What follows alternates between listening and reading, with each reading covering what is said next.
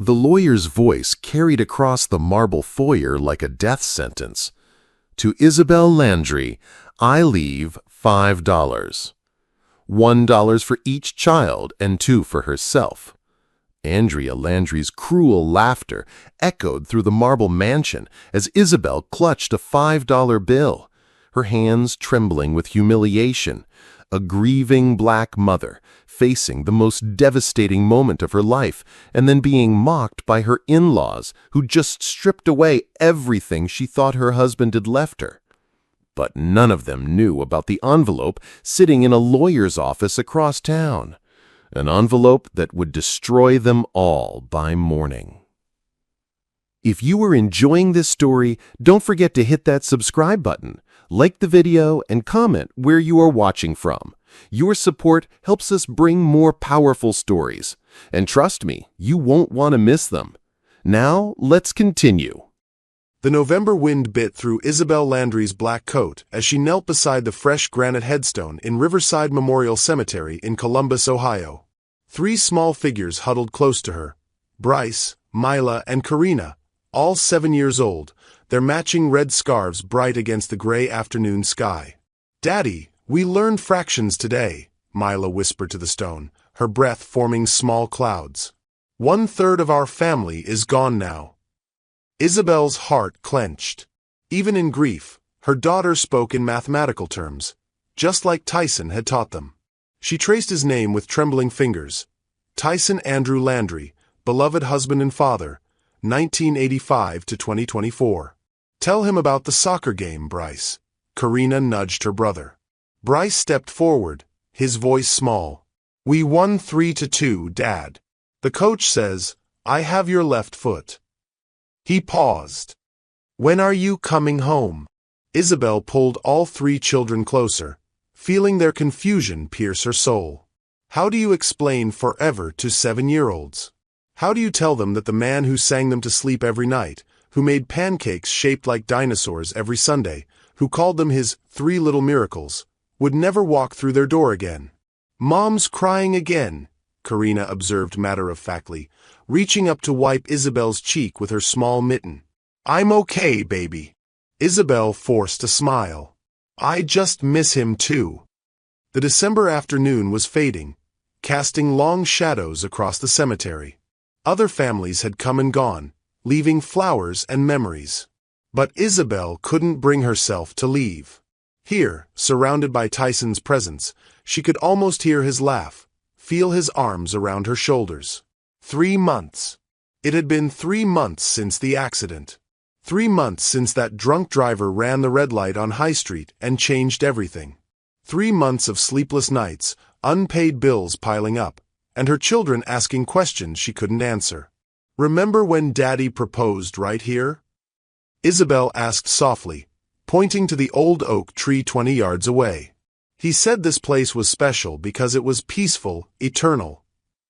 "And you said yes because he had the ring in a Happy Meal box," Mila giggled, the first genuine smile Isabel had seen from her in weeks.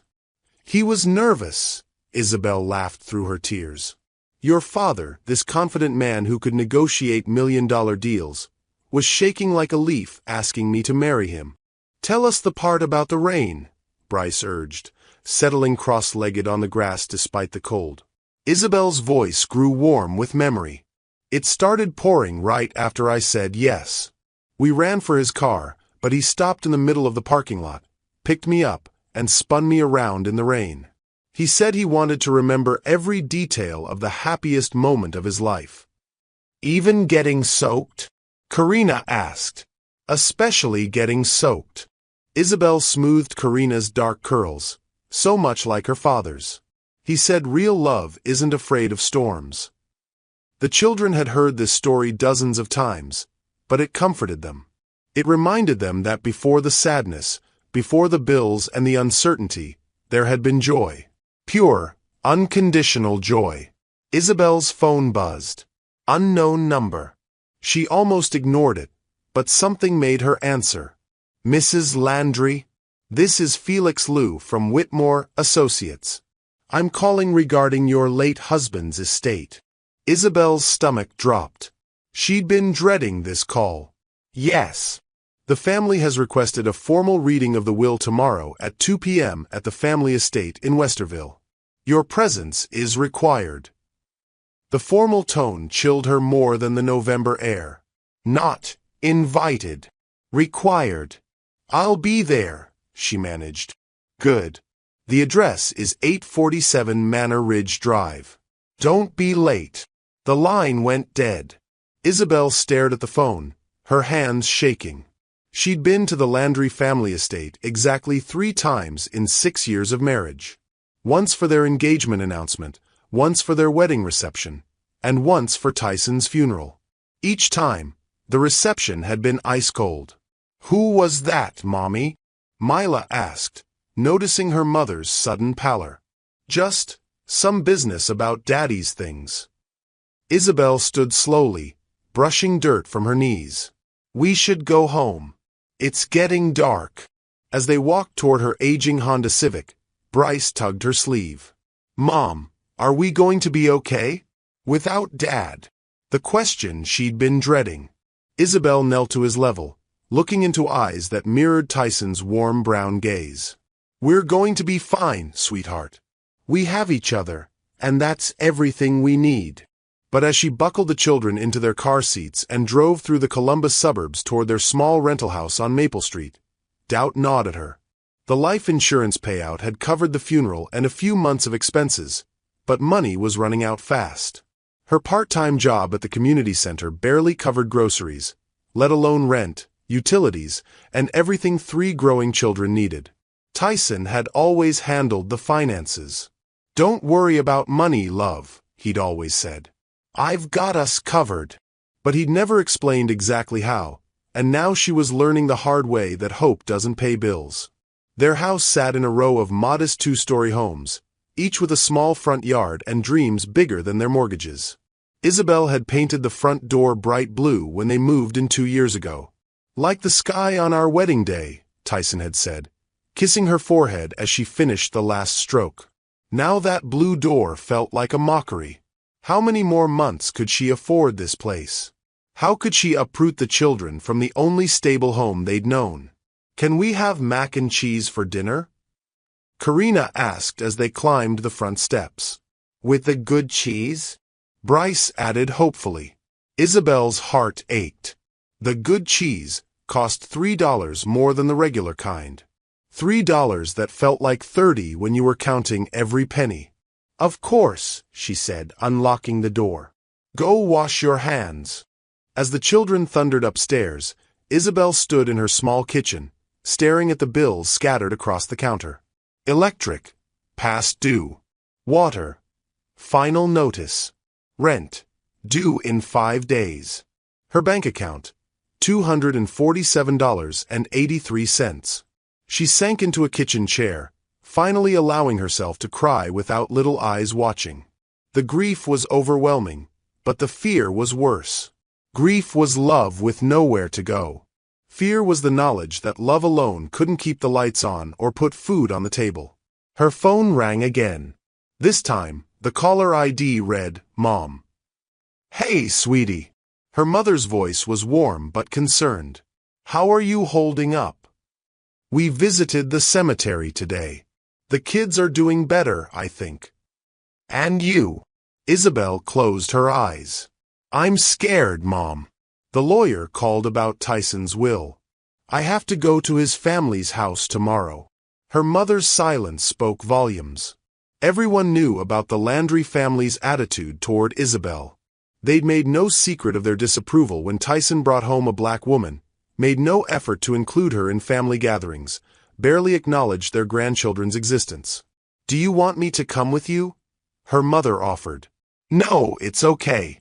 It's just a formality, right? Reading the will, signing papers. I'll be home before the kids get out of school. Isabel, honey, I need to tell you something. Her mother's tone shifted. I've been talking to your father about your situation. We want to help, but you're on a fixed income. I know, Mom. I'm not asking for money. We could take the kids for a while. Until you get back on your feet. Isabel's chest tightened. The offer was generous, loving, and completely impossible. "Mom, they just lost their father. I can't send them away. I'm just saying the option is there. We love those babies." After they hung up, Isabel sat in the gathering darkness of her kitchen, listening to her children's laughter drifting down from upstairs. They were playing some elaborate game involving superhero action figures and what sounded like a small army of stuffed animals. How had Tyson made it look so easy? He juggled a demanding career, family time, and financial responsibilities without ever seeming stressed. He'd wake up early to make breakfast, help with homework after dinner, read bedtime stories in different voices for each character. "Dad's good at everything," Bryce had said once. "He's like a real-life superhero." And now she was supposed to be both parents, to fill a void that felt impossibly large. Isabel's laptop sat open on the counter, job search websites bookmarked but barely touched. Every decent-paying position required skills she didn't have or hours that would leave her children with babysitters more than their mother. The community center job was flexible and understanding, but it paid barely above minimum wage. Upstairs, water ran in the bathroom. Bath time. Another routine to navigate alone. "Mom!" Mila called. "Karina's trying to wash her hair with body soap again." "I'll be right there," Isabel called back, wiping her eyes and forcing strength into her voice. As she climbed the stairs toward the chaos of bath time, bedtime stories, and the 100 small moments that made up their evening routine, one thought echoed in her mind. Tomorrow's meeting with the Landry family could change everything. Maybe Tyson had left them something, some small inheritance that could buy her time to figure out their future. She had no idea that tomorrow would shatter every assumption she'd ever made about her husband's family, her marriage, and her own strength. But tonight, there were children to bathe, stories to read, and the pretense of normal life to maintain. Tomorrow's storm could wait. The morning of the will reading arrived gray and bitter, matching Isabel's mood as she stood before her bedroom mirror. She'd barely slept, tossing between anxiety about the meeting and worry about leaving the children with Mrs. Patterson, their elderly neighbor. Isabel smoothed her black dress, the same one she'd worn to Tyson's funeral 3 months ago. It was her only formal outfit, purchased on clearance 2 years earlier for a community center fundraiser. The fabric was simple polyester, but it was clean and respectful. She hoped it would be enough for whatever waited at the Landry estate. "You look pretty, Mommy," Karina said from the doorway, still in her pajamas covered with cartoon unicorns. "Thank you, baby." Isabel knelt and kissed her daughter's forehead. "Remember, Mrs. Patterson will pick you up from school today. I'll be home by dinner. Will you bring us something from Grandma and Grandpa Landry's house?" Bryce asked, appearing with Mila beside him. Isabel's stomach twisted. The children had only met their paternal grandparents a handful of times, but they still hoped for some connection, some acknowledgement that they were family. "We'll see, sweetheart. Now go get ready for school." The drive to Westerville took 40 minutes through Columbus traffic. Isabel gripped the steering wheel of her Honda Civic, its engine making concerning noises that she couldn't afford to investigate. She passed strip malls and suburban developments before turning into the exclusive Tartan Fields neighborhood where house prices started at 7 figures. 847 Manor Ridge Drive sat behind imposing iron gates at the end of a circular drive. The Georgian colonial mansion sprawled across manicured grounds, its red brick facade and white columns speaking of old money and older prejudices. Isabel had forgotten how intimidating the place was, how small it made her feel. She parked beside a row of luxury vehicles. A silver Mercedes, a black BMW, a gleaming Lexus. Her dented Honda looked like a charity case among them. Laura Frank, the family housekeeper, answered the door. The older woman's expression was carefully neutral, but Isabel caught a flicker of sympathy in her eyes. "Mrs. Landry," Laura said quietly. "They're waiting in the library." Isabel followed Laura through the marble foyer, past oil paintings of stern-faced Landry ancestors who seemed to judge her with their painted eyes. The library door stood open, revealing a room that could have housed her entire apartment. Books lined the walls from floor to ceiling, leather-bound volumes that probably cost more than her monthly rent. The family had arranged themselves like a tribunal. Valentine Landry sat behind an enormous mahogany desk, his silver hair perfectly styled, his blue eyes cold as winter ice. Andrea Landry perched in a wingback chair to his right, her platinum blonde hair pulled into a severe bun, her red lipstick sharp as a blade. Both wore black suits that probably cost more than Isabel made in 3 months. 2 other relatives occupied chairs along the wall. Isabel recognized them from the funeral but couldn't remember their names.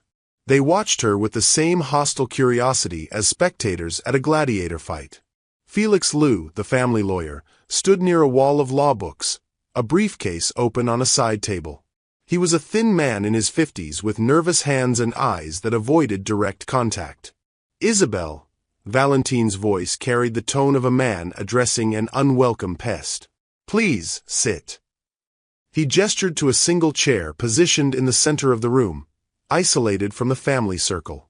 Isabel realized with growing dread that this arrangement was deliberate. She wasn't family to them.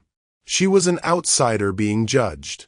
Thank you for coming, Andrea said, though her tone suggested anything but gratitude. Her gaze traveled over Isabel's dress with obvious disdain. I see you're still wearing discount clothing to important occasions. Heat flashed through Isabel's cheeks, but she kept her voice steady. I came to hear about Tyson's will. Yes, well. Valentine leaned back in his chair. This is rather awkward, but Tyson's final wishes were quite specific. Felix cleared his throat nervously and opened a leather portfolio. Shall we proceed with the reading? By all means, Andrea said, her lips curving into something that wasn't quite a smile. Felix began reading in a monotone voice, covering legal language about probate and estate administration. Isabel tried to follow along, but the formal terminology washed over her like a foreign language. She caught references to various investments, property holdings, and trust funds, but none of it seemed to concern her. Then Felix reached the section that made her blood run cold. To my beloved wife, Isabel Landry, and our children Bryce, Mila, and Karina, I leave the sum of $5 total. The words hit Isabel like a physical blow. She felt the air leave her lungs, felt her world tilt sideways. $5. For her and the children. Combined. I'm sorry, she whispered, certain she'd misheard. Could you repeat that? Felix glanced nervously at Valentine before reading again. To Isabel Landry, I leave $5. Andrea Landry's voice cut through the stunned silence like a knife. $1 for each child, and $2 for herself. The gasps came from the relatives along the wall, theatrical sounds of mock surprise and poorly concealed amusement.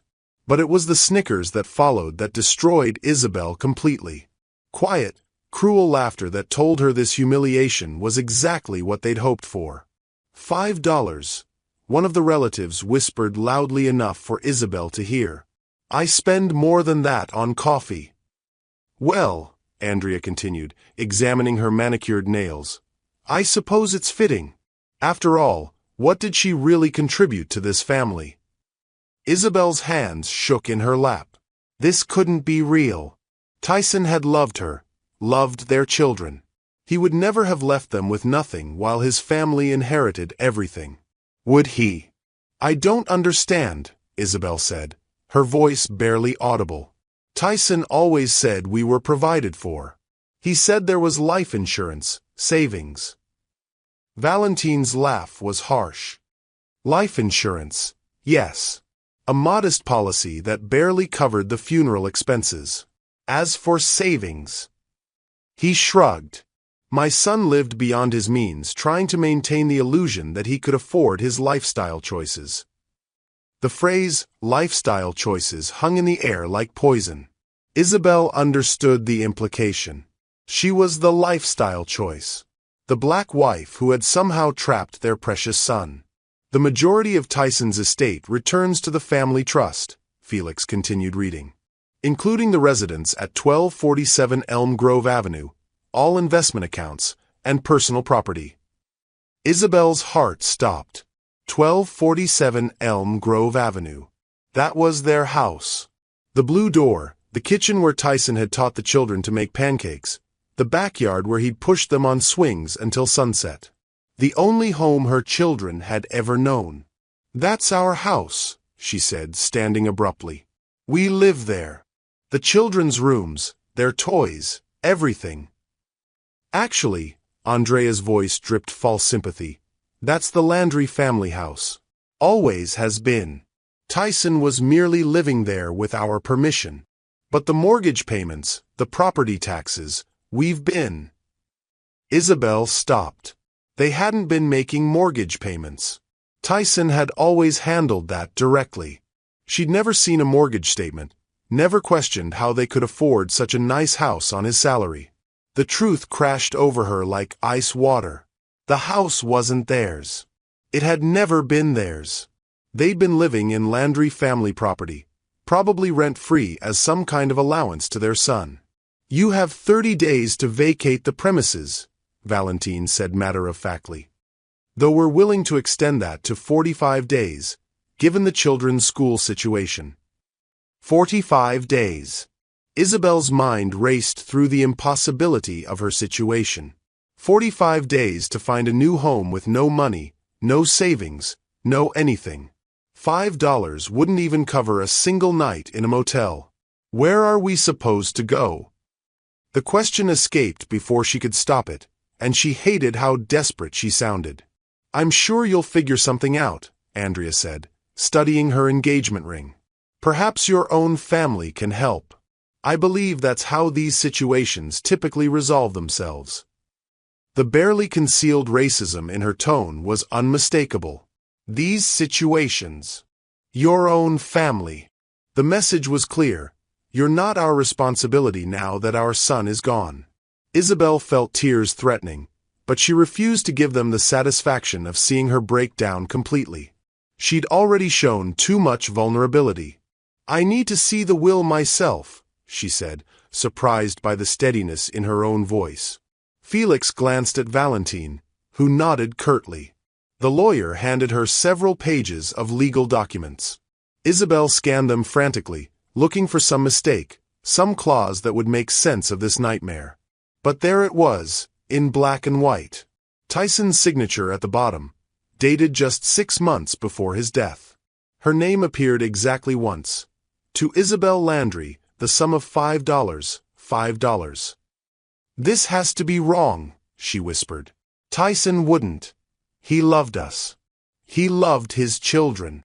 "Love," Andrea said, standing and smoothing her skirt, "doesn't always translate into financial responsibility. Perhaps if you'd encouraged him to be more practical instead of living in fantasy land." "That's enough," Isabel said, standing as well. "Don't you dare question my husband's love for his family." "Your husband?" Andrea's eyebrows rose. "Oh, my dear, you really don't understand, do you? Tyson may have gone through the motions of marriage, but this family's legacy, our real legacy, doesn't include." She didn't finish the sentence. She didn't need to. Isabel looked around the room at these people who shared her children's DNA, who should have been family, who should have cared about 3 grieving 7-year-olds. Instead, she saw cold strangers who viewed her children as embarrassments to be discarded. "I should go," Isabel said quietly. "I need to figure out how to tell my children they're losing their home." "Before you leave," Valentine said, reaching into his jacket pocket. He pulled out a crisp $5 bill and placed it on the desk. "Your inheritance." The gesture was so cruel, so deliberately humiliating, that several family members actually chuckled. Isabel stared at the money, this pathetic sum that was supposed to represent her husband's love, her children's security, their entire future. She walked to the desk and picked up the $5 bill, folding it carefully and placing it in her purse. Someday, she promised herself, she would remember this moment. She would remember their faces, their laughter, their casual cruelty.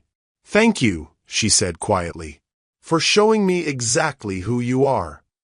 Isabel walked toward the door with as much dignity as she could gather. Behind her, she heard Andrea's voice.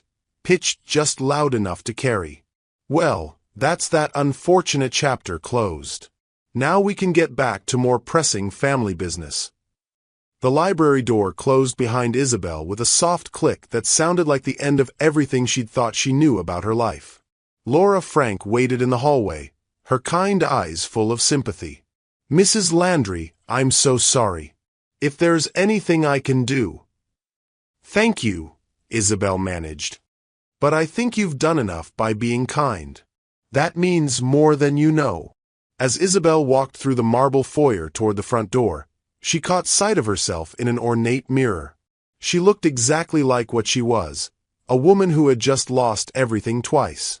First her husband, now her entire future. Outside, November wind whipped across the manicured grounds. Isabel sat in her car for a long moment, staring at the mansion that held such wealth, such privilege, such deliberate heartlessness.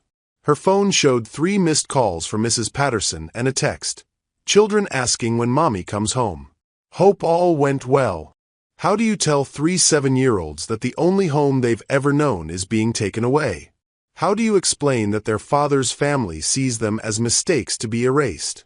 Isabel started her car and pulled away from 847 Manor Ridge Drive, carrying with her a $5 bill and the devastating knowledge that she was completely, utterly alone.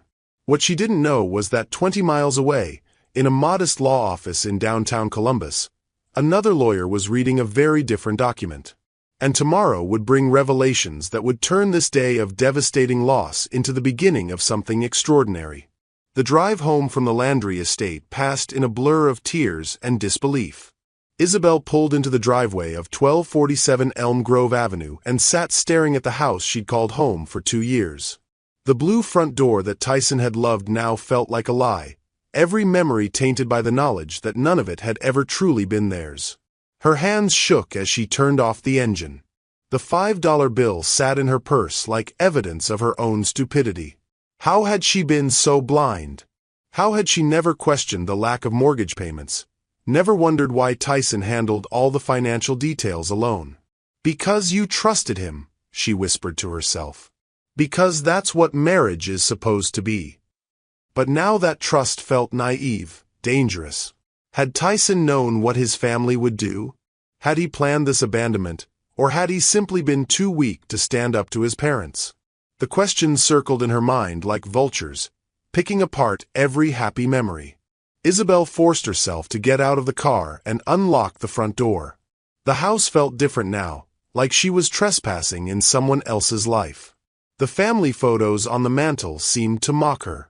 There was Tyson pushing the children on swings in the backyard. There they were at Christmas morning, surrounded by gifts he'd somehow afforded. There was their wedding day, her in a simple white dress from a discount store, him in his father's borrowed tuxedo, both of them glowing with happiness. Had any of it been real? Her phone rang. Mrs. Patterson. "Hello, dear. How did the meeting go?" Isabel closed her eyes, gathering strength she didn't feel.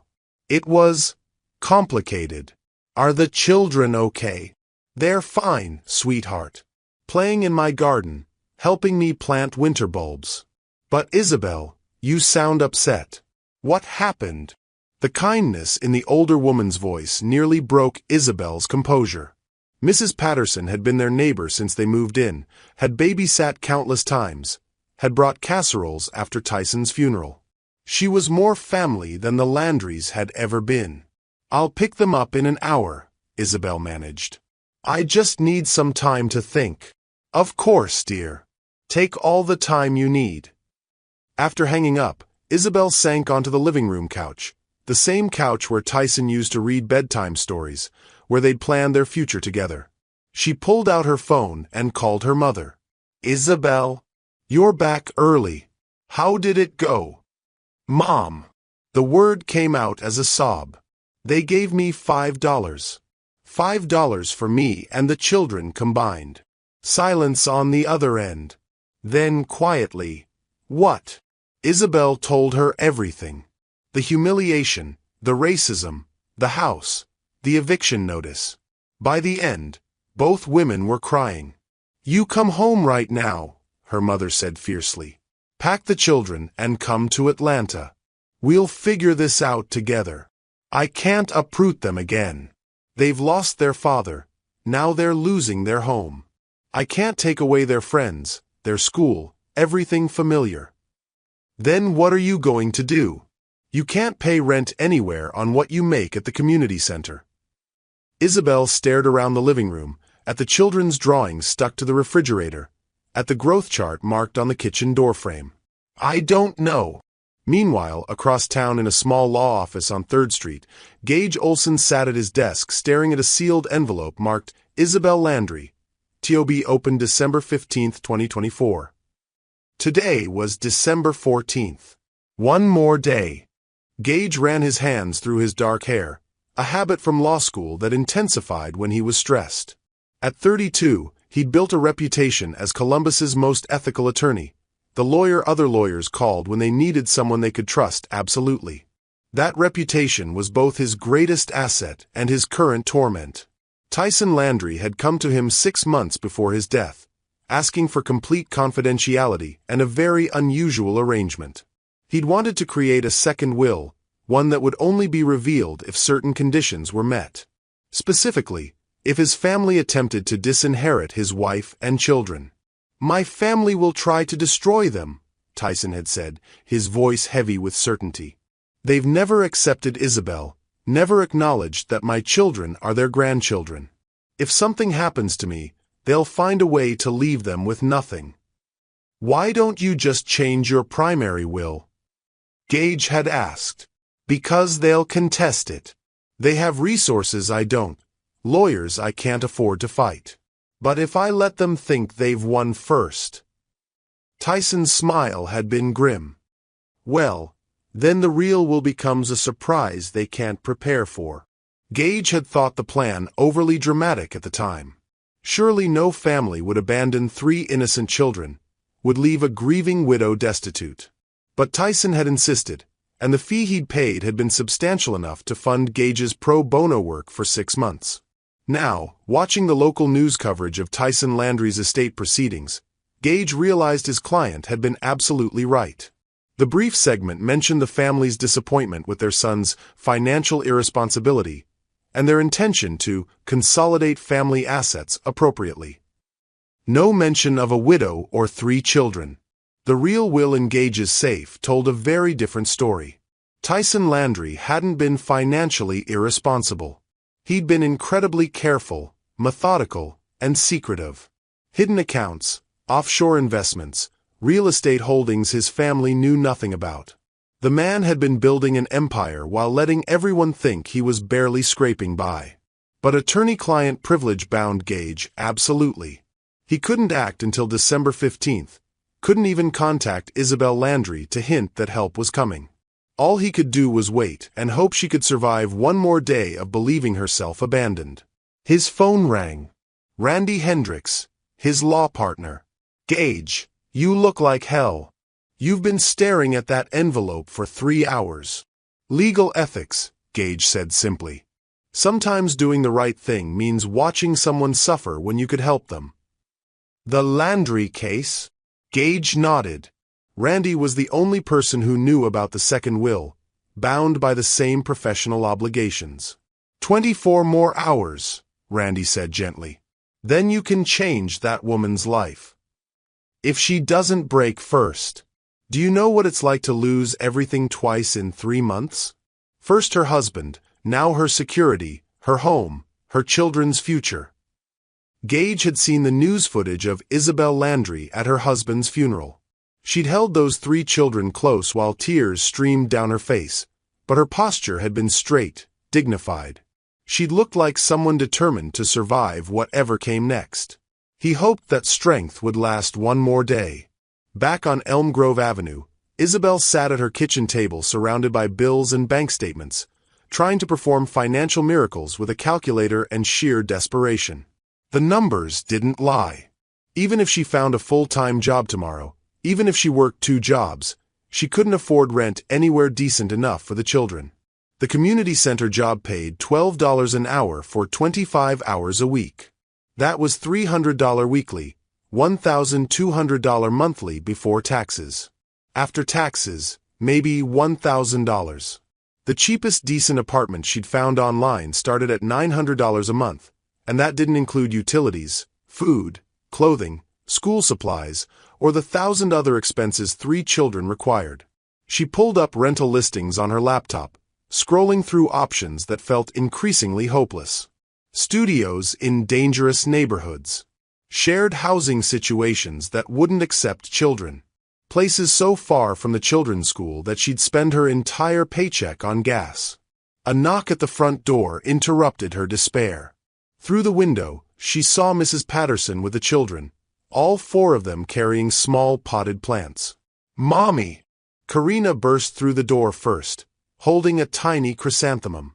"We planted flowers for Daddy's grave." "Mrs. Patterson let us each pick one," Bryce added, his voice excited. "Mine's yellow like his favorite shirt."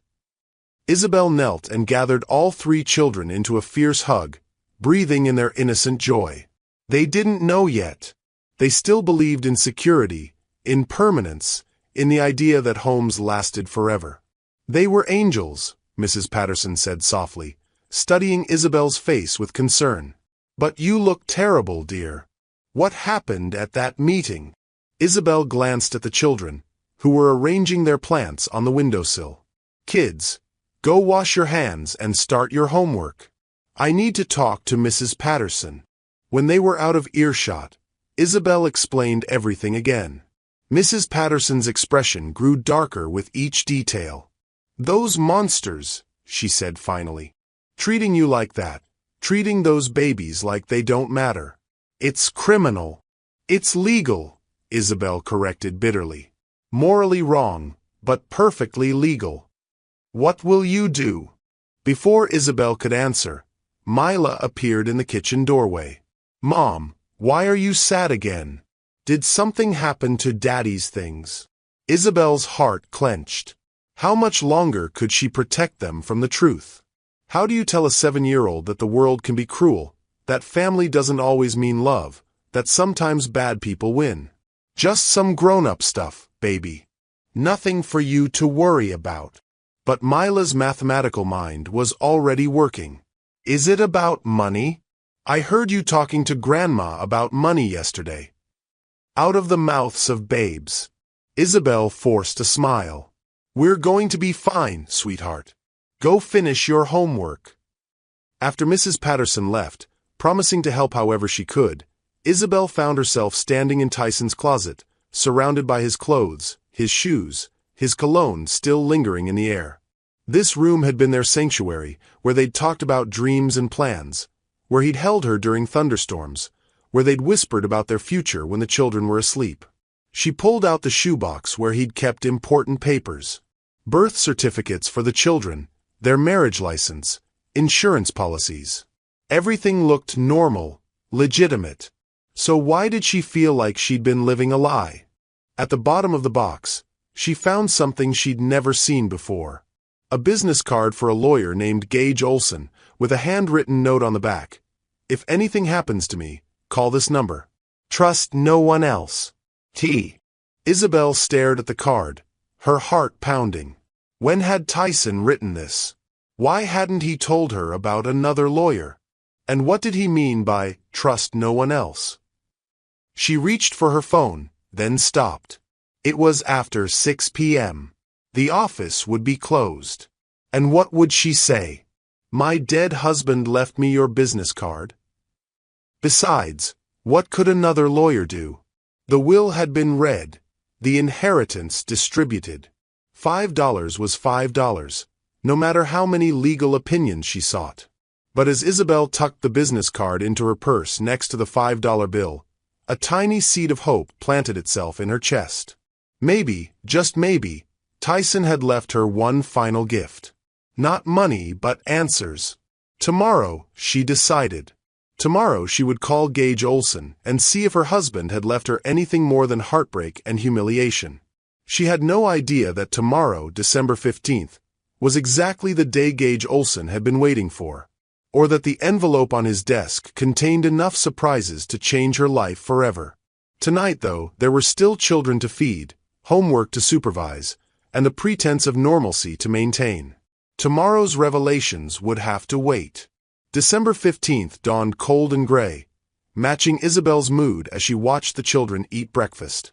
Bryce pushed his cereal around the bowl while Mila calculated how many Cheerios she had left.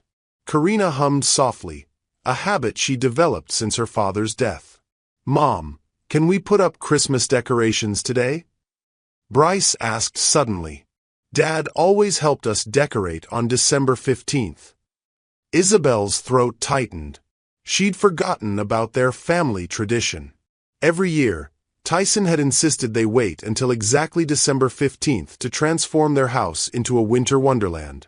He'd claimed it made Christmas more special when you didn't rush it. "Maybe this weekend, baby," she managed, not wanting to explain that they might not be here long enough to celebrate Christmas in this house. After dropping the children at school, Isabel sat in her car in the parking lot and pulled out Gage Olson's business card. Her hands trembled as she dialed the number, unsure what she would say or what she hoped to accomplish. "Olson and Hendricks Law Firm, this is Rebecca." "Hi, I'd like to speak with Gage Olson, please." "This is Isabel Landry." A pause. Then, "Hold please, Mrs. Landry." Within seconds, a warm male voice came on the line. "Mrs. Landry, I've been expecting your call. My name is Gage Olson. I believe your husband left you my business card." Isabel's heart skipped. "Expecting my call?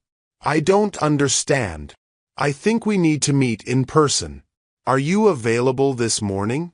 I can come to you, or you can come to my office. This is... well, it's rather urgent." Something in his tone sparked the first real hope Isabel had felt in months. "Can you come here? I don't want to leave the neighborhood in case the children's school calls." "Of course. What's your address?" 20 minutes later, Isabel watched from her front window as a modest gray sedan pulled into her driveway. The man who stepped out was younger than she'd expected, probably in his early 30s, with dark hair that looked like he'd been running his hands through it. He wore a simple navy suit and carried a leather briefcase that had seen better days. Gage Olson paused at her blue front door, taking a deep breath before knocking. When Isabel opened it, he was struck by how small she seemed, how the grief and stress had carved hollows under her dark eyes. But there was strength there too, a quiet dignity that reminded him why Tyson had fought so hard to protect her. "Mrs. Landry, thank you for agreeing to see me. Please, call me Isabel. Come in." She led him to the living room, the same room where she'd cried after yesterday's humiliation. Gage noticed the family photos, the children's artwork on the refrigerator, the small touches that made this house a home despite its modest size. "Can I get you coffee? Water?" "I'm fine, thank you." Gage sat on the edge of the couch, his briefcase on his lap. "Isabel, what I'm about to tell you is going to sound impossible. I need you to bear with me." Isabel sat across from him, gripping her hands together. "Yesterday I was told my husband left me $5. Nothing sounds impossible anymore." Gage's jaw tightened. "I heard about yesterday's meeting. That's exactly why I'm here." He opened his briefcase and pulled out a thick legal document. "Your husband came to see me 6 months before his death. He suspected his family would try to disinherit you and the children, so he created a second will." "A real will?" Isabel stared at the document in his hands. "A second will?" "But Felix le said." Felix le read the will Tyson wanted his family to see, the one designed to make them show their true colors. Gage leaned forward. "Isabel, your husband didn't leave you $5. He left you everything. And I mean everything."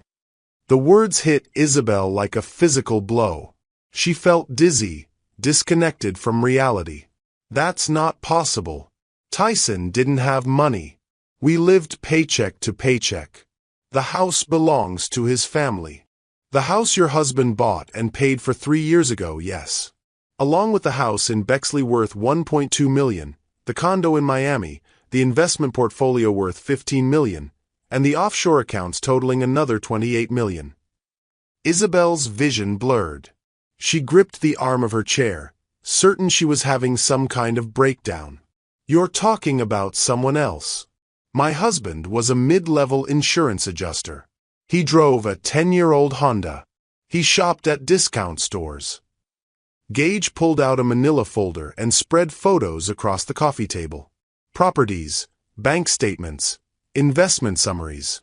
Your husband was much more than an insurance adjuster, Isabel. He owned 3 successful companies operating under different names. He had real estate investments across 5 states.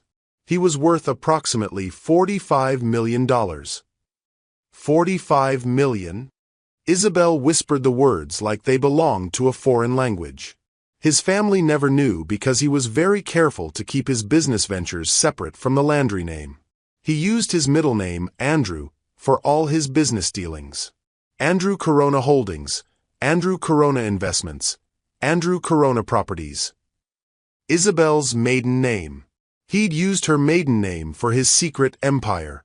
Why? The question came out as a sob. Why would he hide this from me? Why would he let me worry about money, let me work at that community center job, let me stress about bills? Gage's expression softened. Because he wanted to protect you. He knew his family would never stop trying to destroy anything he loved. If they'd known about his wealth, they would have fought him constantly, maybe even tried to have him declared incompetent. This way, he could live a normal life with you and the children while building security for your future. But I could have helped. We could have shared the burden. He was planning to tell you everything on your 10th wedding anniversary next year. He had it all mapped out. A surprise vacation to Europe where he'd explain everything, show you the properties, introduce you to his business partners. He wanted it to be a celebration, not a crisis. Isabel stood abruptly, pacing to the window. Outside, her neighbor was raking leaves, such a normal activity it seemed surreal. This is insane. People don't just hide $45 million from their spouses. People who love their families enough to sacrifice their own recognition do. Gage joined her at the window. Your husband spent 6 years building an empire in secret. Also, you and your children would never have to depend on people who clearly despise you. The meeting yesterday was exactly what he expected. He knew they'd try to humiliate you, knew they'd leave you with nothing.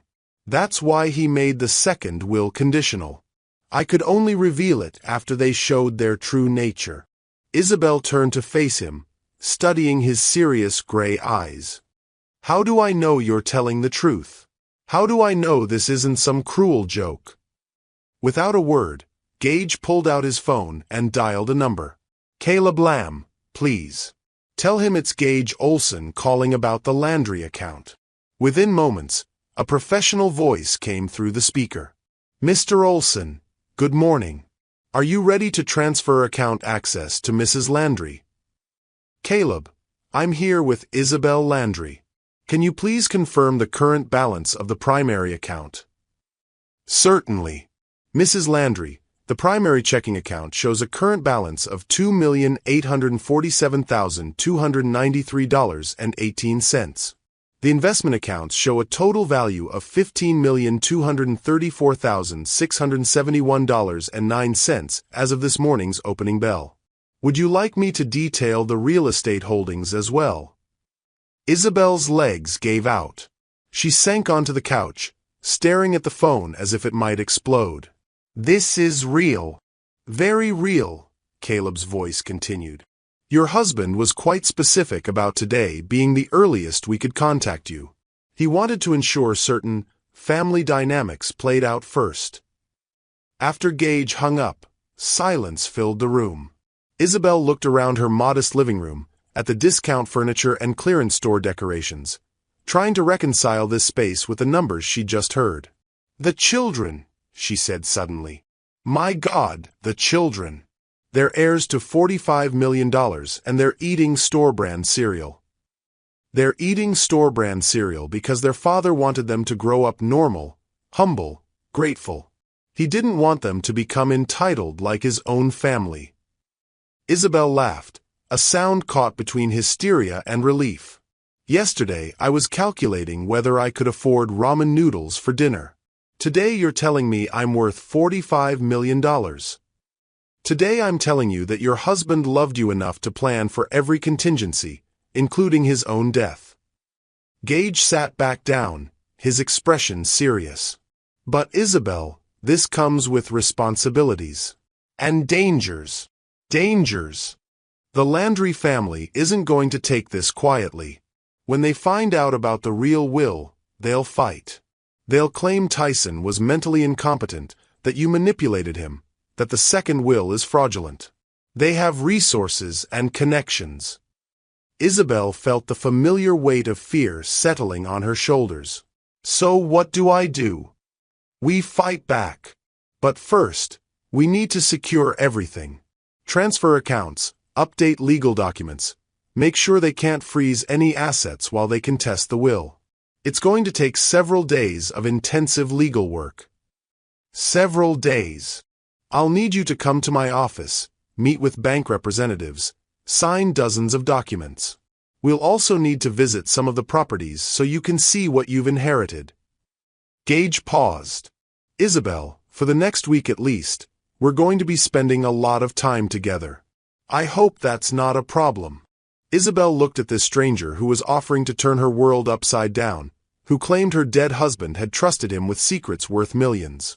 Everything logical told her to be suspicious, to demand more proof, to protect herself and her children.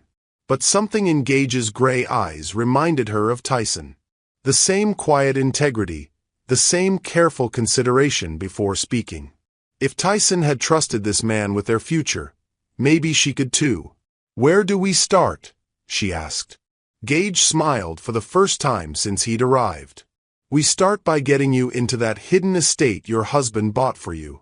The one worth more than everything the Landry family owns combined. There's a house. There's a compound. 12 acres in Delaware County, completely private, with a main house, guest house, and enough security to keep unwanted family members away permanently. For the first time in 3 months, Isabel felt something she'd almost forgotten. Hope. Real, tangible hope that maybe, just maybe, her children's future was secure after all. When can we see it? She asked. Right now, if you want. The children are in school until 3 p.m. We have time. Isabel stood, grabbed her purse, and looked around the living room one more time. When she came back to this house tonight, everything would be different. She would be different.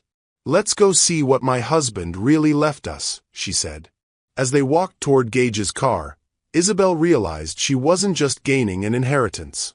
She was gaining an ally, someone who understood the legal complexities ahead and was willing to stand with her against the Landry family's inevitable assault. She had no idea that she was also gaining something she'd never expected to find again: the possibility of love. The drive to Delaware County took them through rolling hills dotted with horse farms and estates that spoke of generational wealth. Isabel sat in stunned silence, watching the landscape change from suburban Columbus to something that belonged in a luxury magazine. How did he afford all this? She asked as Gage turned onto a private road marked only by a discreet sign reading, Corona Estate. Your husband was brilliant with investments. He started small, buying distressed properties and flipping them while working his insurance job. Then he moved into commercial real estate, then tech startups. Everything he touched seemed to turn to gold. They approached massive iron gates set between stone pillars. Gage pressed a code into a keypad, and the gate swung open silently. He gave you the access code? Isabel asked. He gave me everything you'd need to take over completely. Bank codes, property deeds, business contacts. Your husband planned for every detail. The driveway curved through mature oak trees for nearly half a mile before opening onto a vista that made Isabel gasp. The main house rose before them like something from a fairy tale, built of honey-colored limestone with soaring windows and a circular tower that caught the afternoon light. This is mine, she whispered. This is yours. The house was magnificent but not ostentatious. It felt warm despite its size, designed for a family rather than show. Wide terraces overlooked gardens that even in December showed signs of careful planning. A smaller house sat nestled among trees to the left, connected by a covered walkway. "The guest house," Gage explained, noticing her gaze. "Your husband designed it specifically for when your mother visits. He said he wanted her to feel welcome but still have privacy." Isabel's eyes filled with tears. Even in his secret planning, Tyson had thought of her mother's comfort. They parked in a circular drive in front of the main entrance. Gage pulled out an ornate key and handed it to Isabel. "He wanted you to be the first to open the door." Isabel's hands shook as she turned the key in the lock. The heavy wooden door swung open to reveal a foyer with polished marble floors and a crystal chandelier that cast rainbows across the walls. But what caught her attention was the enormous portrait hanging on the far wall. It was their family. All 5 of them. Painted from a photo taken at a county fair last summer, showing Tyson with his arms around Isabel while the triplets made silly faces at the camera. In this grand setting, the casual joy of that moment felt even more precious. "When did he have this painted?" Isabel asked. 2 months before the accident. He said he wanted your faces to be the first thing anyone saw when they entered your real home." Gage led her through rooms that belonged in architectural magazines. A kitchen with restaurant-quality appliances and a breakfast nook that looked out over the gardens. A library with built-in shelves reaching to the vaulted ceiling. A family room with a stone fireplace large enough to roast a pig. But it was the details that broke Isabel's heart. Family photos in silver frames on every surface. A play area clearly designed for 3 7-year-olds, complete with arts and crafts supplies and educational games. In the master bedroom, a walk-in closet with space designated for her clothes, including notes in Tyson's handwriting about her favorite colors and styles. "He was planning to bring us here," she said, touching one of the notes, "for your anniversary. He wanted to surprise you with everything at once." In Tyson's study, Gage pulled out a key and unlocked a mahogany desk drawer. Inside was a leather portfolio tied with a blue ribbon. "He left this for you. Letters explaining everything." Isabel's hands trembled as she untied the ribbon and opened the portfolio. The first letter was dated 6 months before Tyson's death. "My beloved Isabel, if you're reading this, then my worst fears have come true and I'm no longer there to protect you and our children. I pray you'll forgive me for the secrets I kept, but I need you to understand why. From the moment I brought you home to meet my family, I saw their faces. The disapproval, the barely concealed racism, the way they looked at you like you were somehow beneath us. I realized then that any wealth connected to the Landry name would come with strings, conditions, and constant battles. So I decided to build something that was ours alone. Every dollar I earned, every investment I made, every property I bought was done in your maiden name because I wanted our children to inherit something pure, something my family could never touch or diminish." Isabel wiped tears from her cheeks as she continued reading. "I know you're wondering why I didn't tell you. The truth is, I was scared. Scared you'd think I was keeping secrets because I didn't trust you. Scared you'd want to flaunt our wealth and draw my family's attention. Scared that knowing about the money would change the beautiful simplicity of our life together. You made me happy living in that little house with your discount store furniture and homemade curtains. You never asked for more, never made me feel like I had to prove my worth with expensive things. I didn't want money to complicate that joy." The next letter detailed his business dealings, his investment strategies, and his careful planning to keep everything separate from his family's influence. By the time you read this, you'll own Corona Holdings outright. The businesses are solid, the investments are diversified, and the management teams I've put in place are people I trust completely. You'll never have to worry about money again, but more importantly, our children will grow up with choices my family never gave me. Isabel found a separate letter addressed to the children. "My precious Bryce, Mila, and Karina, Daddy loves you more than all the stars in the sky. If you're reading this when you're older, I hope you understand that everything I built was for you. Not so you could buy fancy things or show off, but so you could follow your dreams without fear. Bryce, if you want to be a professional soccer player, you can afford the best training and never worry about making money. Mila, if you want to be a mathematician like you're always talking about, you can attend any university in the world. Karina, whatever makes your beautiful heart sing, you can pursue it fully. Remember that money is a tool, not a purpose. Use it to help others, to make the world better, to honor your mother, who is the strongest and most beautiful person I've ever known. Gage watched Isabel read, noting how her posture gradually straightened, how strength seemed to flow back into her frame with each page. "There's more," he said gently, "about Felix, Lou, and your in-laws." Isabel turned to the final section, and her expression hardened. "I need you to know that Felix Lou is not working in your best interests. I have evidence that my family has been paying him for information about my affairs for years. I suspect they also bribed him to create the false will you probably heard yesterday. I've documented everything. Bank transfers from my father to Felix's personal account, recorded conversations where Felix agreed to handle the Isabel problem, and copies of the fake will they prepared. Gage Olson has all the evidence you'll need to destroy them legally. Not just Felix, but my parents and anyone else who participated in this scheme. They committed fraud, conspiracy, and probably several other felonies in their attempt to steal from you and our children. Make them pay, Isabel. Not for revenge, but for justice. Make sure they can never hurt another family the way they tried to hurt ours." Isabel set down the letters, her sadness transforming into something harder, more determined. "You have evidence against them?" Gage nodded and pulled out another folder. Recorded phone calls, bank records, email exchanges. "Your husband was thorough.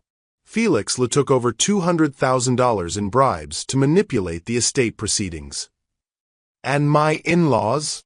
Conspiracy to commit fraud, attempted theft by deception, and a few other charges that could result in serious jail time." Isabel stood and walked to the window overlooking the gardens. In the distance, she could see a playground built for 3 children, with swings and slides and a treehouse that Tyson had probably planned to build with his own hands. "They tried to take everything from my children. They mocked me, humiliated me, made me believe my husband didn't love us. What do you want to do about it?" Isabel turned back to Gage, and he was struck by the transformation in her face. The broken, desperate woman from this morning had been replaced by someone who looked like she could take on the world. "I want to prosecute them. All of them. I want Felix disbarred and imprisoned.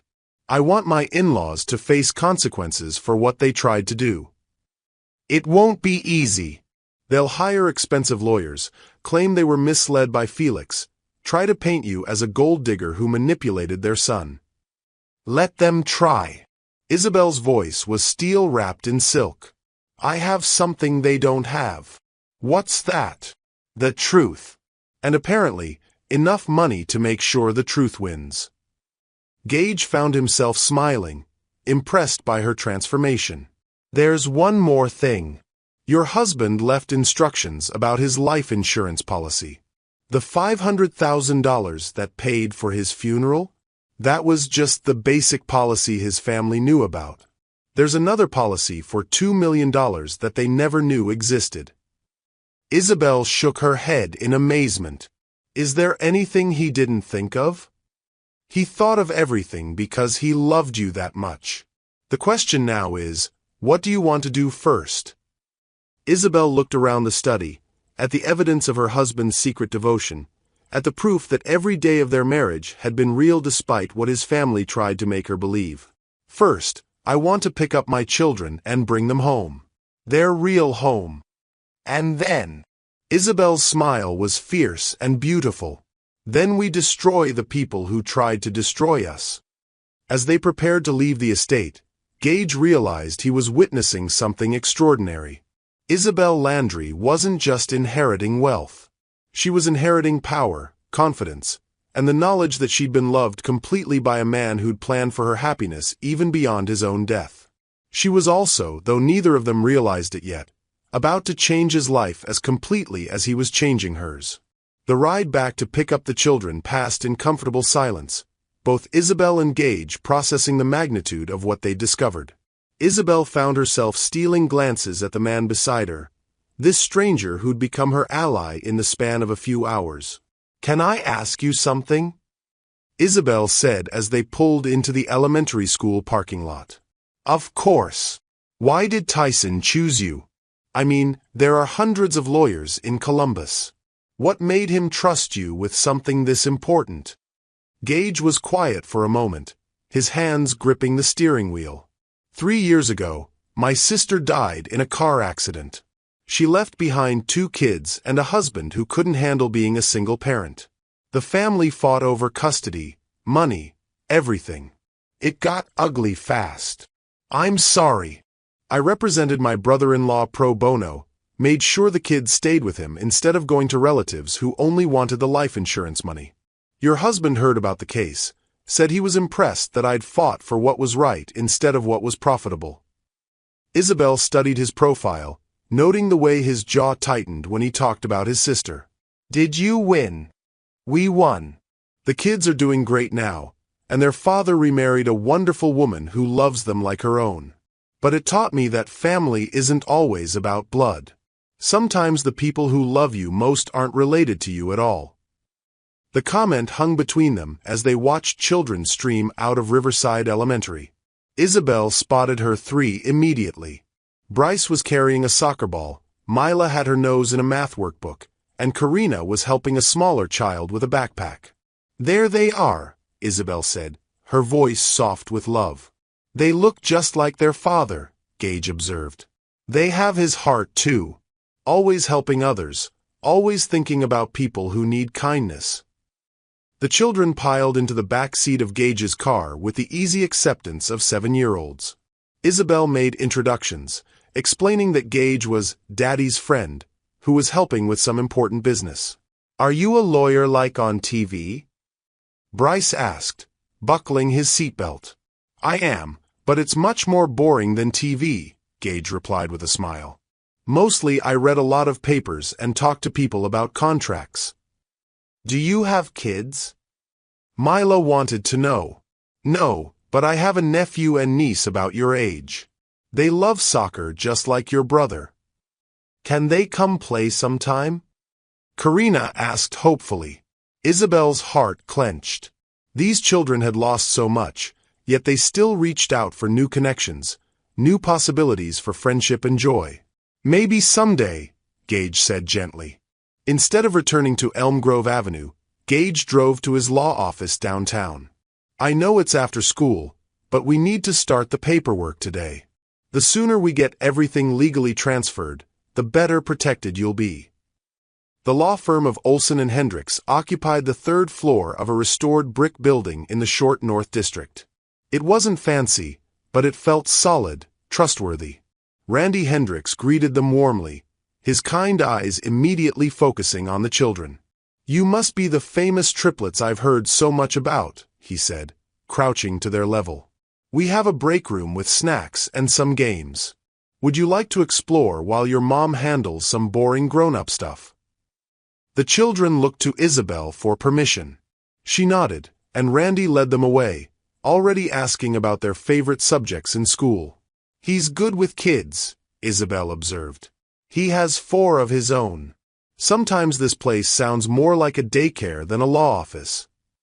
In Gage's private office, they spread documents across a conference table. Bank account transfers, property deeds, business incorporation papers. The sheer volume was overwhelming. "This is going to take hours," Isabel said, looking at the stack of papers requiring her signature. "We can work through it together. But first, we need to discuss strategy. Your in-laws are going to find out about the real Will soon. We should be prepared for their reaction." As if summoned by their conversation, Gage's phone rang. The caller ID showed Felix Lee's office number. "Should I answer it?" Gage asked. "Put it on speaker. I want to hear what he has to say." Gage pressed the speaker button. "Gage Olson." "Mr. Olson, this is Felix Liu. I understand you've been in contact with Isabel Landry regarding her late husband's estate." "That's correct." I'm calling to inform you that any interference with the properly executed will of Tyson Landry could result in legal action. The estate has been settled according to his wishes. Isabel leaned forward. This is Isabel Landry, Mr. Liu. I'm curious about your definition of properly executed. A pause. Mrs. Landry, I'm not sure what you think you've discovered, but I can assure you that your husband's will was legally binding and has been properly probated. Including the $200,000 you received from the Landry family to falsify that will? The silence on the other end stretched so long that Isabel wondered if the call had dropped. I don't know what you're talking about, Felix finally said, but his voice had lost its confident tone. Gage pulled out one of Tyson's files and read from it. February 18th, $25,000 wire transfer from Valentine Landry to your personal account. March 12th, $50,000. July 8th, $75,000. August 23rd, $50,000. Should I continue? Those were legitimate legal fees for family business. Family business that involved creating a false will to disinherit a widow and 3 children? Isabel's voice was ice cold. I think the Ohio State Bar Association would be very interested in reviewing those transactions. You can't prove anything, Felix said, but he sounded panicked now. Actually, we can. We have recorded conversations, bank records, and copies of the real will that you helped suppress. Oh, and Felix, the real will leaves everything to me and my children. Everything. The line went dead. Gage looked at Isabel with admiration. That was beautiful. You just put him on notice that we have everything we need to destroy him. Good. Now he'll have to decide whether to keep lying or cut a deal to save himself. As they worked through the paperwork, Isabel found herself relaxing in ways she hadn't since Tyson's death. Gage was patient, explaining each document clearly, never making her feel stupid for asking questions. When she stumbled over legal terminology, he found simpler ways to explain complex concepts. You're a good teacher, she said during a break. Very patient. You're a quick learner. And you ask smart questions. Their hands brushed as they reached for the same document, and both felt a spark of awareness that had nothing to do with legal paperwork. Isabel pulled back first, suddenly conscious that she was attracted to this man who was helping her rebuild her life. From the break room came the sound of children's laughter. Randy appeared in the doorway with all 3 kids. I hope you don't mind, but they've reorganized my filing system, he said with a grin. Apparently, Mila has strong opinions about alphabetical order. The files were all mixed up. Mila protested. Some were by last name, some by first name, some by date. It was chaos. Mathematical chaos, Bryce added solemnly, as if this was the worst kind. And Mr. Hendricks had old candy in his desk drawer, Karina announced. The chocolate was all white and weird. Isabel laughed, the sound surprising her. When was the last time she'd laughed? Really laughed, not just polite chuckling but genuine amusement at her children's observations? I'm sorry, she said to Randy. They're very helpful, but sometimes.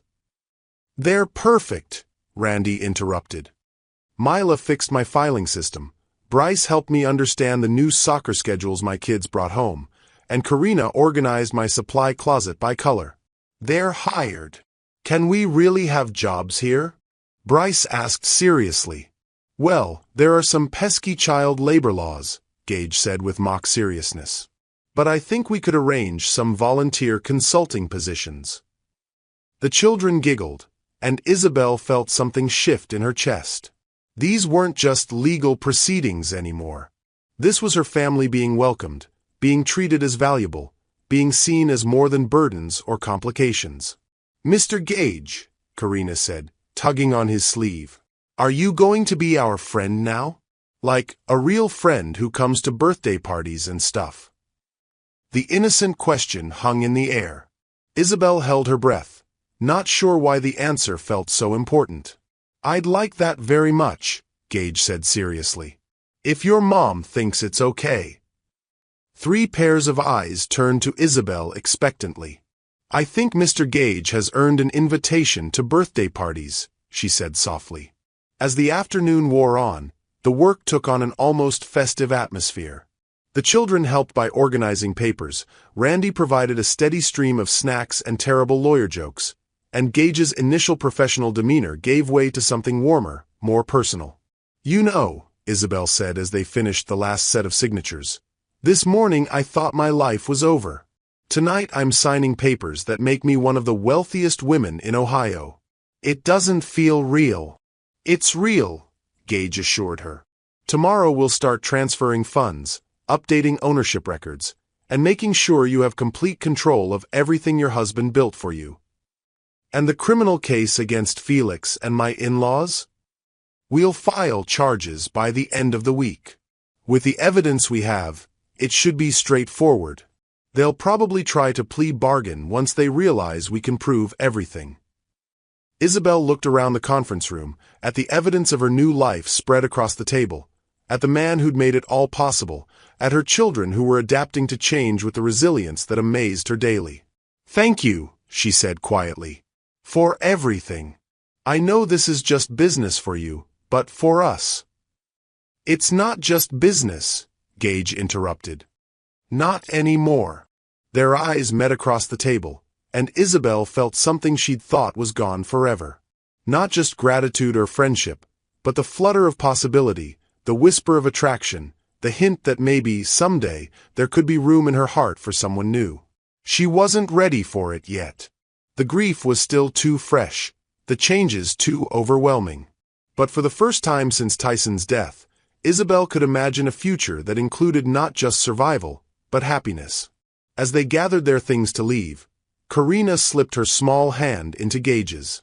"Thank you for helping Mommy," she said seriously. "Daddy would like you." Gage squeezed her hand gently.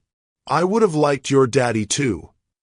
And as they walked out into the December evening, Isabel realized that the broken family that had entered this building that afternoon was leaving as something new.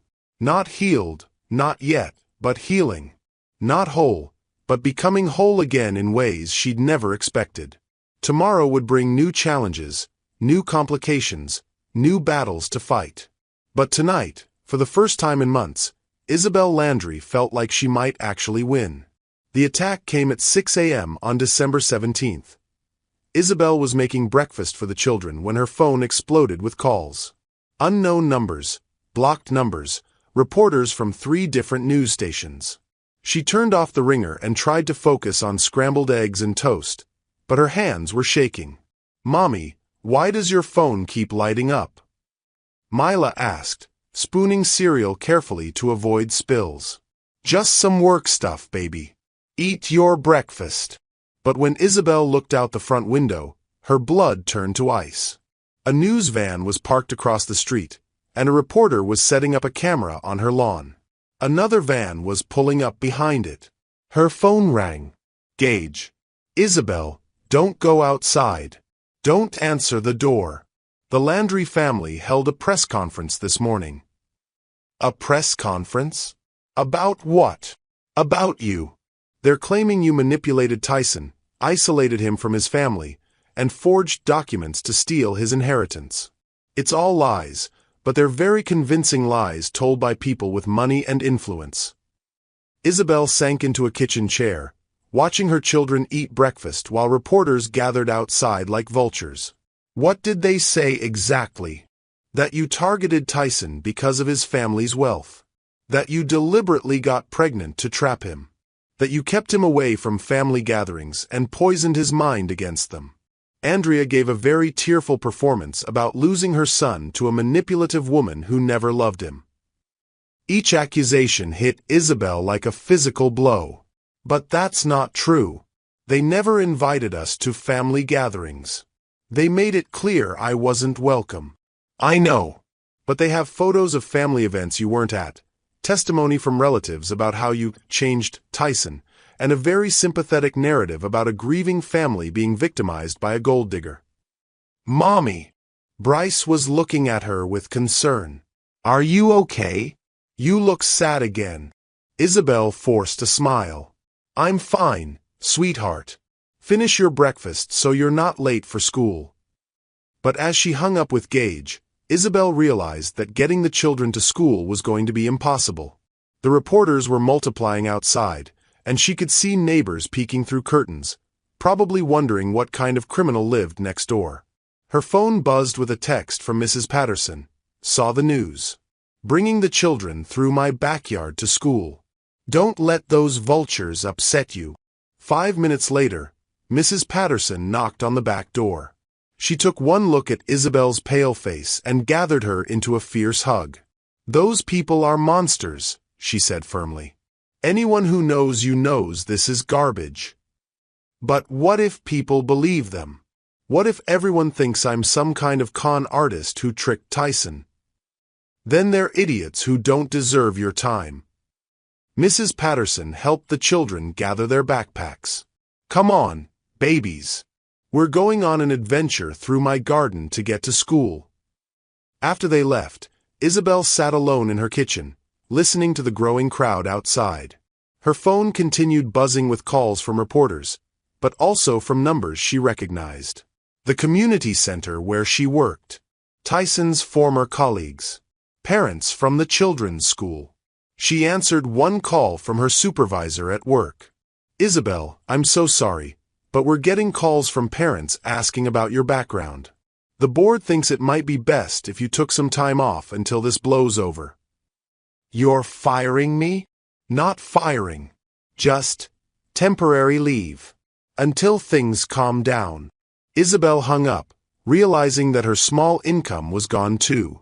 Not that money mattered anymore, but the job had given her purpose, connection to her community. Now even that was being stripped away. The doorbell rang insistently. Then came pounding on the door. Mrs. Landry, Channel 6 News.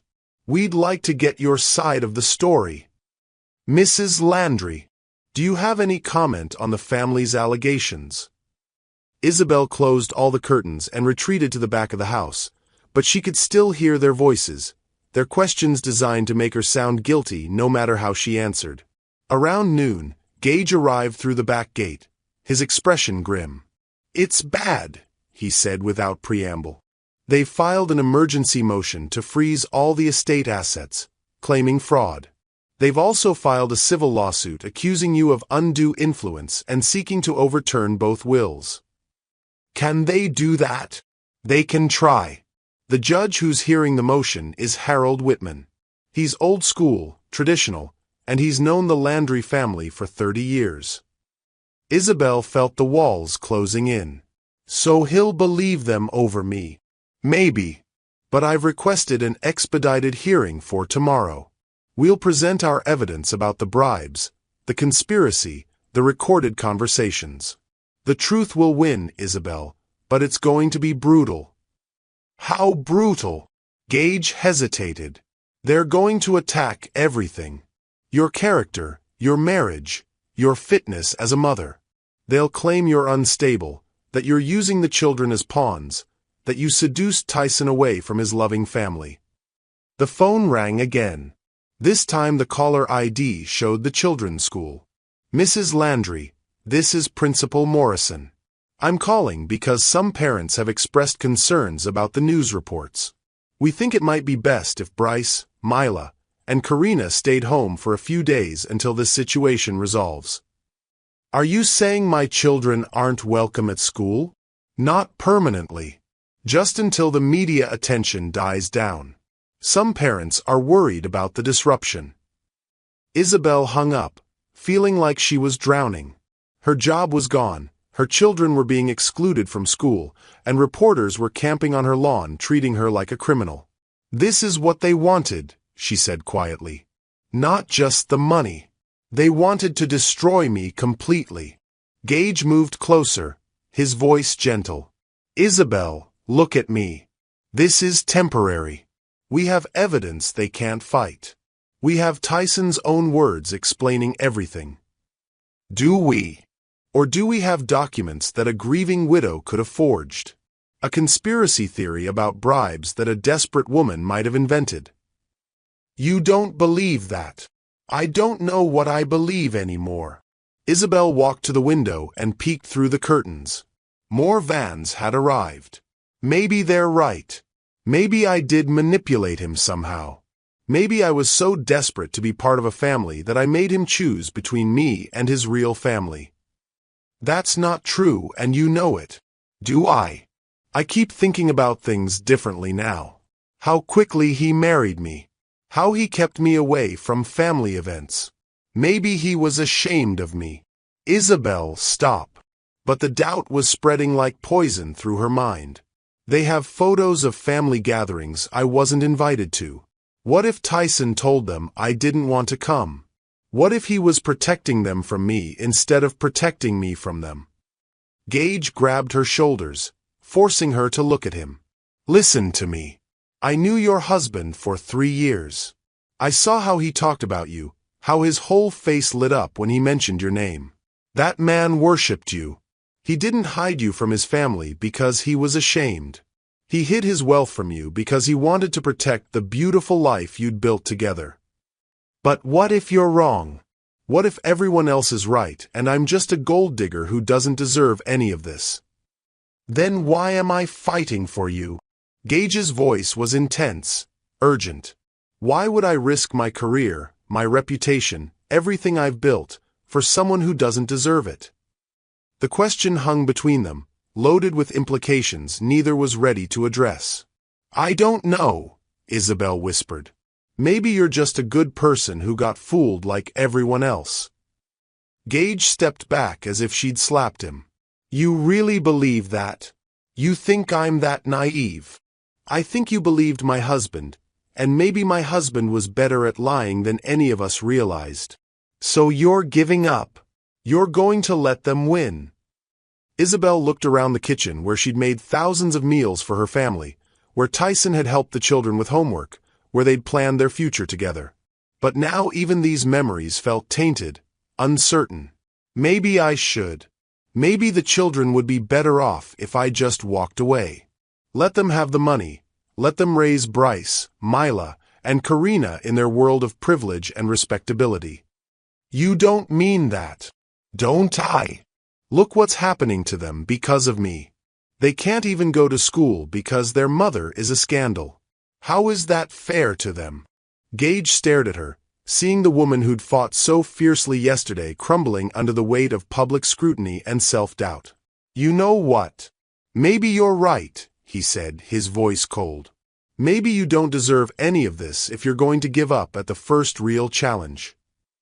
The words hit Isabel like ice water. What did you say? You heard me. Your husband spent years building something for you and your children. He trusted me to make sure you got it.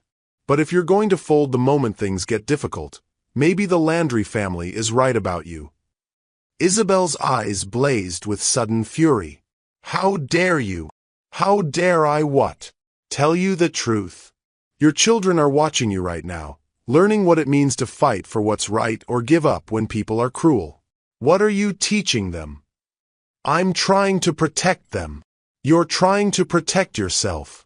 You're scared that maybe, deep down, you're not good enough for the life Tyson wanted to give you. The accusation hung in the air like a thrown gauntlet. Isabel felt something break inside her, not from grief this time, but from rage. Get out, she said quietly. Isabel. Get out of my house. Get out of my life. If you think I'm weak, if you think I don't deserve this, then you can join them in believing I'm nothing but a fraud. Gage stood at the back door, his hand on the handle.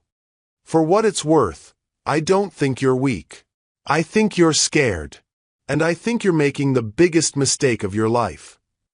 Then I guess that's my choice to make. After he left, Isabel sank to the kitchen floor and cried until she had no tears left. Outside, the reporters continued their vigil, waiting for her to emerge so they could capture her shame for the evening news. She'd lost everything again. Her job, her children's school, her ally, and maybe her faith in her own worthiness. The Landry family had won without even setting foot in a courtroom. But as Isabel sat on her kitchen floor, surrounded by the wreckage of her hopes, She didn't know that Gage was sitting in his car 3 blocks away, hating himself for the words he'd spoken. Or that her children were at school, telling anyone who would listen that their mother was the strongest, kindest, most wonderful person in the world. She didn't know that the truth was about to find its own way to the surface, with or without her help. And she definitely didn't know that sometimes you have to fall completely apart before you can rebuild yourself into someone strong enough to fight back. Isabel spent the night on her kitchen floor, surrounded by the scattered pieces of her life. The reporters had finally left around midnight, but their questions echoed in her mind. Did you target Tyson for his money? How do you respond to claims you isolated him from his family? What's your reaction to being called a gold digger? At 3 a.m., her phone buzzed with a text from her mother. Saw the news in Atlanta. Flying up tomorrow. You don't face this alone. At 4 a.m., Mrs. Patterson knocked softly on the back door. I brought tea and common sense, she said, letting herself in. She found Isabel still on the floor, staring at nothing. They're going to take my children, Isabel whispered. That's what this is really about. They want Bryce, Mila, and Karina. The money is just the excuse. Mrs. Patterson sat beside her on the cold tile. Over my dead body. Those children belong with their mother. What if I'm not good enough? What if the Landry family really can give them better lives? Private schools, opportunities, connections I could never provide. Money doesn't make a family, dear. Love does. And those children have never doubted for 1 second that you love them completely. At sunrise, Isabel forced herself to shower and dress. She had to pick up the children from Mrs. Patterson's house where they'd spent the night. She had to pretend their world wasn't collapsing. She found them in Mrs. Patterson's kitchen, eating pancakes and arguing about multiplication tables. Mommy! Karina launched herself into Isabel's arms. Mrs. Patterson makes funny-shaped pancakes. Look, mine's supposed to be a butterfly, but it looks more like a chicken. A mathematically impossible chicken, Mila added seriously. The proportions are all wrong. I like impossible chickens, Bryce said, cutting his pancake into smaller pieces. They're more interesting than regular chickens. Isabel held them close, breathing in their innocence, their resilience, their absolute faith that she would fix whatever was wrong with their world. Mom, some kids at school yesterday said mean things about you on the news, Mila said quietly. But we told them the news people were wrong. You're not mean. You're the best mom ever. Isabel's heart shattered and healed simultaneously. What kind of mean things? That you only married Daddy for money, Bryce said with 7-year-old indignation. But that's stupid because we never had lots of money. We shop at the discount store and you clip coupons. And you work really hard at your job helping people, Karina added. Mean people don't help other people for almost no money. Their simple logic cut through weeks of self-doubt. These children knew her better than anyone. They'd watched her sacrifice, struggle, choose love over comfort every single day. If anyone could judge her character, it was them. Are we in trouble? Mila asked with her usual directness. Isabel looked at their trusting faces and made a choice. Not the choice to give up, but the choice to fight. For them. For Tyson's memory. For the truth. No, baby. We're not in trouble. Some people are trying to take things that belong to us, but we're going to stop them. How? Bryce wanted to know. By being brave. By telling the truth. By remembering that Daddy loved us and wanted us to have good lives. Meanwhile, across town, Gage sat in his office staring at case files he couldn't concentrate on. Randy had been shooting him worried glances all morning, finally breaking the silence around 10 a.m. You look like hell. And you've been snapping at everyone since yesterday. What happened with Isabel? I said things I shouldn't have said. I pushed her when she was already breaking. Why? Gage ran his hands through his hair. Because I was scared she was going to give up. Because I couldn't stand watching her doubt herself when I know what kind of person she is. And because I'm in love with her. The admission hung in the air like a confession. I'm in love with a grieving widow with 3 kids and a legal case that could destroy my career, and instead of supporting her, I attacked her when she needed me most. Randy poured coffee from the office pot and set it in front of Gage. So what are you going to do about it? Nothing. She told me to get out of her life. She's probably right. She doesn't need the complication of feelings she's not ready for. Or maybe she needs to know that someone believes in her completely, even when she doesn't believe in herself. Before Gage could respond, his secretary knocked on the door. Mr. Olson, there's a Felix Lu here to see you. He says it's urgent. Felix Lu looked like he hadn't slept in days. His usually perfect appearance was disheveled, his hands shaking as he sat across from Gage's desk. They're going to destroy me, he said without preamble. The Landry family. They're cutting me loose. I'm not sure what you expect me to do about that. I have information about their real finances, their business dealings, things that would interest the FBI. Gage leaned back in his chair. I'm listening. Valentine Landry has been laundering money through overseas accounts for years. Tax evasion, fraud, conspiracy. I have records of everything because I helped set up some of the transactions. Why are you telling me this? Felix's laugh was bitter. Because they threw me under the bus the moment things got complicated. 40 years of loyal service, and Andrea Landry told me this morning that I'm an unfortunate liability they need to eliminate. What do you want in return for this information? Immunity. And maybe a chance to do one thing right before my career ends. Gage studied the broken man across from his desk. One thing right. I know what they did to that woman yesterday. The press conference, the character assassination. It was planned, coordinated, vicious. They have no intention of letting her keep a penny of that inheritance, and they don't care how many lives they destroy to get their way. Including 3 innocent children? They're already talking about claiming Isabel is an unfit mother. They want custody of the kids along with the money. Gage felt ice in his veins. On what grounds? Mental instability.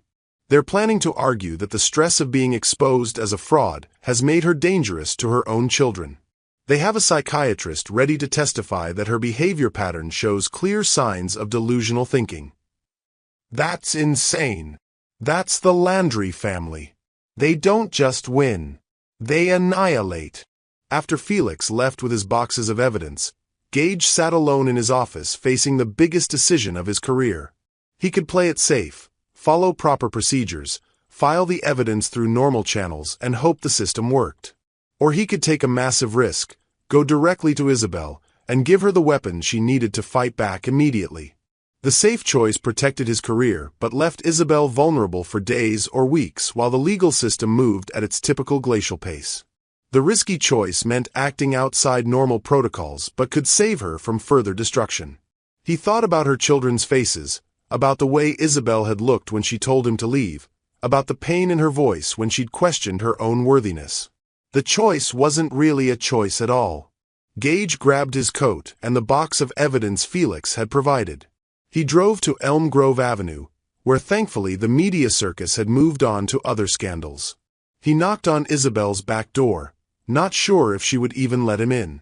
Isabel opened the door, her expression guarded. What do you want? To apologize. And to give you the ammunition you need to destroy the people trying to destroy you. She studied his face for a long moment. I'm listening. Felix Lu came to my office this morning. He's ready to confess everything. The bribes, the conspiracy, all of it. But more than that, he has evidence that your in-laws have been committing federal crimes for decades.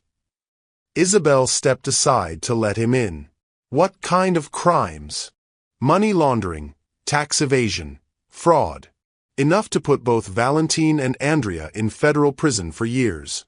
And Isabel, They're planning to claim you're mentally unstable to get custody of your children. The color drained from Isabel's face. They want my babies. They want everything. But we can stop them. We can end this completely, but I need to know you're ready to fight. Really fight. Isabel looked toward the living room where her children were building something elaborate with blocks. The sound of their laughter, their complete trust in her ability to protect them, filled the kitchen.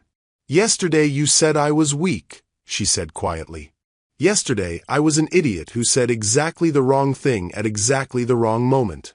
I was scared you were going to give up, and instead of supporting you, I attacked you. I'm sorry. Why does this matter so much to you? The question he'd been avoiding, the truth he wasn't sure he was ready to speak. But looking at her standing in her kitchen, surrounded by the evidence of the life she'd built with love and determination, Gage realized that some truths couldn't wait for perfect timing. Because I'm in love with you, he said simply. Because watching you doubt yourself is killing me. Because your husband trusted me to protect his family, and that includes protecting you from people who want to convince you that you're less than you are. Isabel stared at him, processing his words. You barely know me. I know enough. I know you're the strongest person I've ever met. I know you love your children more than your own life. I know you're worth fighting for, even if you don't believe it right now. The kitchen was quiet except for the sound of children playing and the gentle hum of the refrigerator. Two people standing at a crossroads, deciding whether to choose fear or courage, isolation or connection, defeat or victory. What do you need me to do? Isabel asked finally. Gage smiled, seeing the fighter returning to her eyes. I need you to trust me one more time. And I need you to get ready to take down the most powerful family in Columbus. Together. Together. And in that moment, both of them chose courage over safety, truth over convenience, and each other over the easier path of staying apart. The real battle was about to begin. The emergency hearing was scheduled for December 20th at 9 a.m. in Judge Harold Whitman's courtroom. Isabel arrived with Gage, carrying herself with a dignity that surprised the reporters still lingering outside the courthouse. She wore a simple navy dress, her hair pulled back, looking every inch the grieving widow she was rather than the gold digger they'd painted her to be. The Landry family had assembled an army. 3 expensive lawyers in matching suits, Valentine and Andrea dressed like they were attending a charity gala, and 2 additional family members to show their united front. They exuded confidence, the certainty of people who'd never lost a fight that mattered. All rise for the Honorable Judge Harold Whitman. Judge Whitman was exactly what Gage had feared. 72 years old, traditional, and clearly someone who'd socialized with the Landry family for decades. His expression when he looked at Isabel was cool, skeptical. This is an emergency motion to freeze estate assets pending investigation of fraud allegations, Judge Whitman began. Mr. Carlyle, you represent the Landry family? The lead attorney was smooth, polished, expensive. Yes, Your Honor. We're here because a grieving family has discovered that their son's estate was manipulated through forged documents and undue influence. Serious allegations. What evidence do you present? For the next hour, Carlyle painted a picture of Isabel as a calculating predator who'd isolated Tyson from his loving family, forced him to change his will under duress, and was now using forged documents to steal millions. He presented affidavits from family members, photos of gatherings Isabel hadn't attended, and testimony from Tyson's former colleagues claiming he'd seemed different and distant in his final months. Isabel felt each accusation like a physical blow, but Gage's steady presence beside her kept her grounded. When Carlyle finished, Judge Whitman turned to them. Mr. Olson, your response? Gage stood with calm confidence. Your Honor, everything Mr. Carlyle just presented is based on lies orchestrated by his clients. With the court's permission, I'd like to call Felix Liu to the stand. A murmur rippled through the courtroom. Felix Liu hadn't been expected, and his presence clearly surprised the Landry legal team. Felix walked to the witness stand like a man heading to his own execution. After being sworn in, Gage began his questioning. Mr. Liu, How long have you been the Landry family's attorney? 42 years. And during that time, did Valentine and Andrea Landry ever ask you to do anything illegal regarding their son's estate? Felix looked directly at his former clients, his voice steady despite his obvious nervousness. Yes. Beginning 6 months ago, they asked me to create a false will that would disinherit Isabel Landry and her children. The courtroom erupted. Judge Whitman's gavel rang out repeatedly. They paid me $200,000 over several months to create documents that looked official but contained language they dictated. The real will, the one Tyson Landry actually signed, left everything to his wife and children. Gage moved to the evidence table. Your Honor, I'd like to present exhibits A through M. Bank records showing payments from Valentine Landry to Felix Lee's personal account, recorded conversations where the conspiracy was discussed, and copies of the authentic will that Mr. Le helped suppress. For the next 2 hours, the Landry family's carefully constructed narrative collapsed completely. The recorded conversations were particularly damaging, featuring Andrea's voice clearly discussing how to get rid of that woman and her mixed-breed children, and Valentine's detailed instructions on manipulating the estate proceedings. But Gage wasn't finished. Your Honor, Mr. Liu has also provided evidence of additional crimes: tax evasion, money laundering, and fraud involving offshore accounts. These documents show systematic criminal activity spanning 15 years.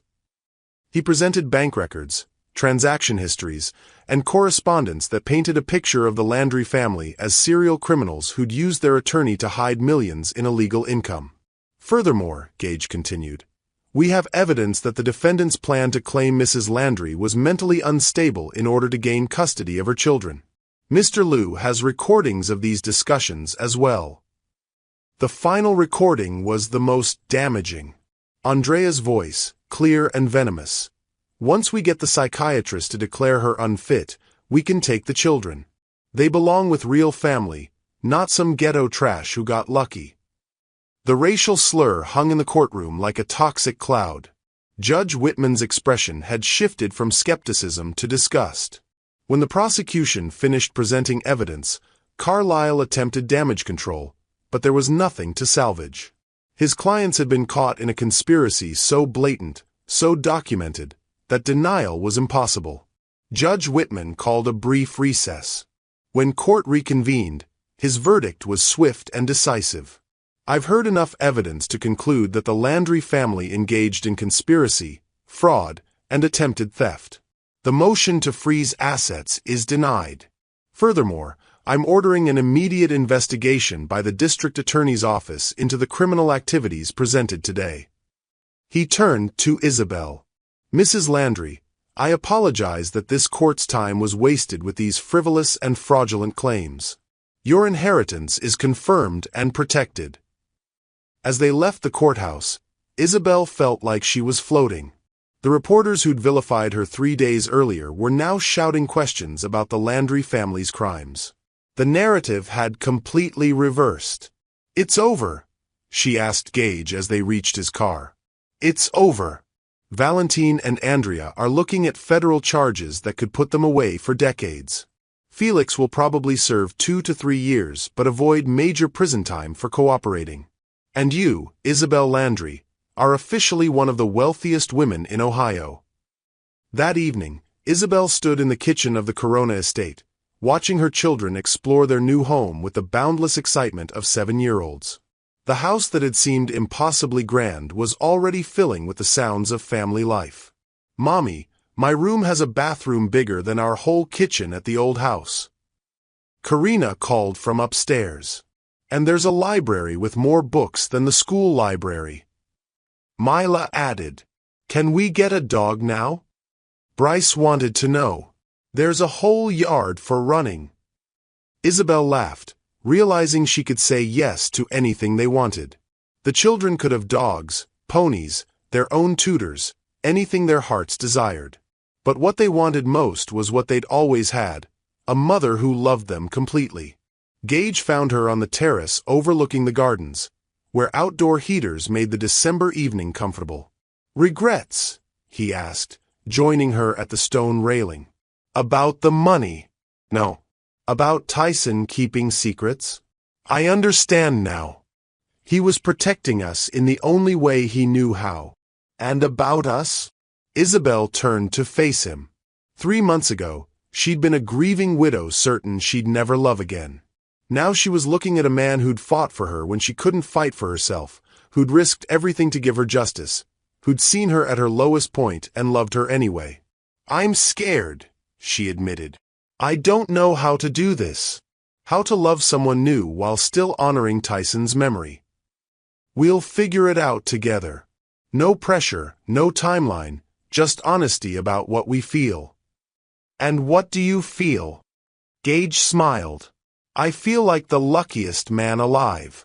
I get to love you and your children, help you build whatever life you want, and maybe, if I'm very lucky, be part of your family.